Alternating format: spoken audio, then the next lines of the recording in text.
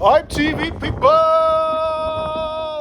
There we go, folks. A few strange, get my words out. A few strange looks there. Proper dizzy off that one as well. Right, okay. Dizziness, folks. So where are we? We are at this terraced house here. Tickling sticks with me, folks.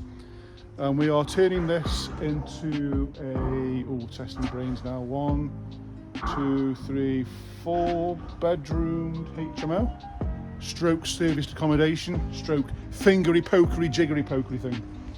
So we are about halfway through, if not just a little bit more than halfway. The plastering's done, the joiner's in now on the second fix, so we are cracking on with it. I'm trying to think what we're doing. So we've added an extra bathroom. That's what we've done. So it's 4 bedrooms sharing 2 bathrooms. Yes, that's what it is. I'm doing that many projects, I can't remember which one's which. So without further ado, folks, let's go and have a quick look inside. So as you can see behind, electrics are ready there for the second fix. So all the first fix is done. So completely plastered, thing of beauty. Skirting boards are done. Oh, I just smashed the camera against the wall. Not good, not good.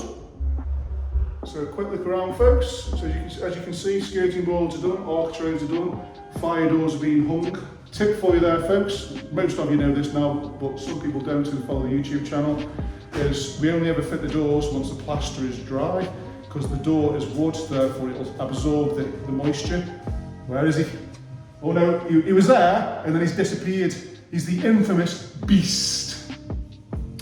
So going back to the tip, we only ever fit the doors once the plaster is dry, because the plaster is obviously giving out humidity and moisture in the air, which then makes the wood swell. So we can fit the doors now and then come back to them later on if it's not dry and none of the doors will fit. So little tip for you there. Most of you know the term. So turn that bit off, fast forward, have a cup of tea, have a fag, whatever you're doing, and then come back in the room. So this is the downstairs front reception room that we have turned into a bedroom. As you can see, quite a good size. Not much to report. We've got a little bit of box work here, so another thing that we do. For maintenance issues down there, we've got pipe work.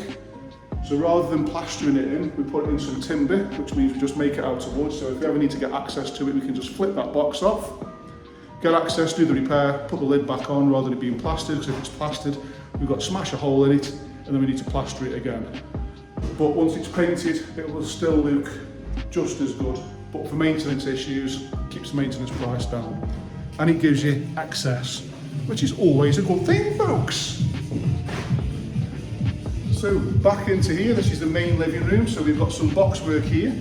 So how many of you out there, investors-wise, that sit there and think, where do you put the drains? Where does the drains go once you've put the toilet in upstairs? How do you add an additional toilet at the front of the property when the drains are at the back of the property? How's it done? So lots of people do a full ceiling, which obviously costs more money, but it does do a better job, which means all the ceiling will be at the same height. Or the flip side of it is, you can do what we've done here. So we've literally, inside there, we've got a 110 pipe that goes out there, goes round the chimney breast. So if you stand here, I might show you. So there you go. So there's a line there, a very faint line. And it goes over here. So literally what we've done is we've just made a box around the 110 pipe that comes from there, from the front of the property. So inside there is just a big pipe where all your wee and poo goes. There's loads of insulation around there so you can't hear it once it's been flushed. And then we can make a bit of a feature. So there's things like you can put little spotlights in there, you can paint it a different colour. You can make that with a little bit of design, a feature. But then what you haven't done is you haven't put a complete ceiling in, you've just done the box work. So there's another little option for you. Some people prefer one rather than the other. This is the latter of the two rather than the first one. So again, if any of you are wondering how you can do it and hide the pipe, that is one solution, where the tickling stick is demonstrating what you can do. Apart from that, as you can see, skirting boards are done. Doors are hung or swung, as we say. And we're cracking on, folks. I really must stop spinning because I'm getting dead dizzy.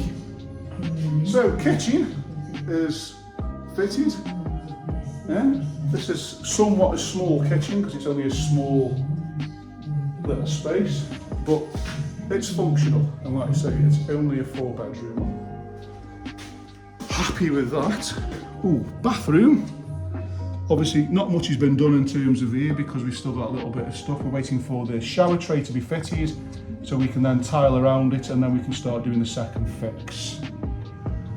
So, not much to show, but I didn't say it was finished, did I? No, I didn't.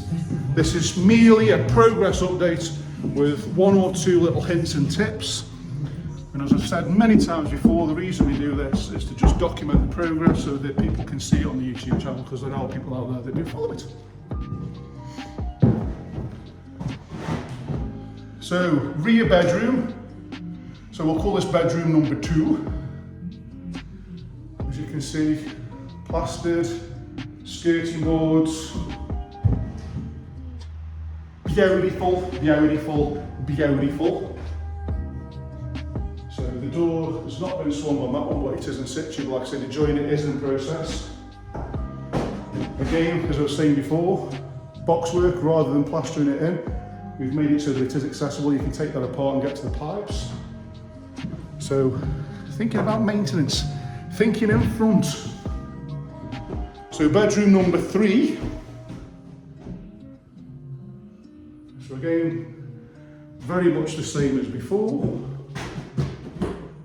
Beautiful, nice flat walls. Painter will have a dream on these are nice and smooth.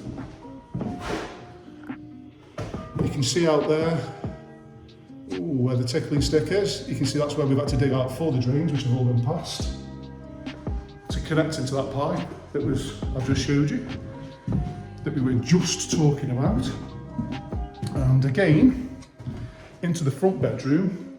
So this is this typical terraced house. And in a lot of these terraced houses, the front bedroom with the 2 windows is always a really large bedroom. So what we've done is to incorporate an extra bathroom. We've put a bathroom in there, so we've literally just created this stud. So we've sort of cut the room in half long ways to create a space. But then what we've also done, incorporated it into the design, is we've made a walk-in wardrobe. So you've got the space there, which is at the top of the stairs.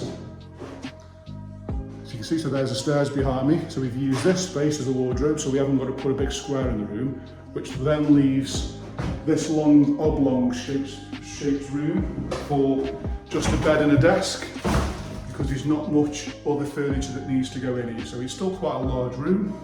You'll still get a couple in here if needs be, but you've got a built-in wardrobe.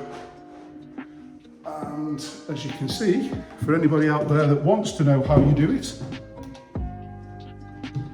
you will go over here and have a look. So this is literally the bathroom. So the toilet's going to go there where the torch is shining. We're going to have a radiator here. Behind me is the sink and then the shower. So what we've done is we actually put the shower in situ first, build the walls around the shower so that we know that it's all square. And then we start plasterboarding everything up to make sure that everything fits nice and snug. So, for anybody out there that wants to know how you do it, this is one way of many, many ways of doing it. So we've literally taken the front big bedroom, the double, go back in here to show you. So again, 1 window, 2 windows, so this is the front room. We've literally drawn a straight line from there, gone all the way down, the part from here. So this little bit that comes out there is the shower that I've just shown you. So we've just put a little bit of a dog leg in there, that's what we call that. The dog leg goes in there, which we've built a wall around the shower. And then from there, it's one straight wall all the way across. And then we've incorporated that space there as a walk-in wardrobe. That is a space into the bedroom. And then obviously where this door is, where the tickling stick is, clearly demonstrating that is the door into the bathroom, which then works off the hall and landing. So it's literally a bathroom for anyone. So it's 2 communal bathrooms, with 4 bedrooms. So 2 bedrooms share 1 bathroom each. And that's it really, folks. That's a wrap. So very, very quick update. Couple of little tips in there from me. Follow the tube and see where we get to. See what it turns out like in the end. See you later, folks.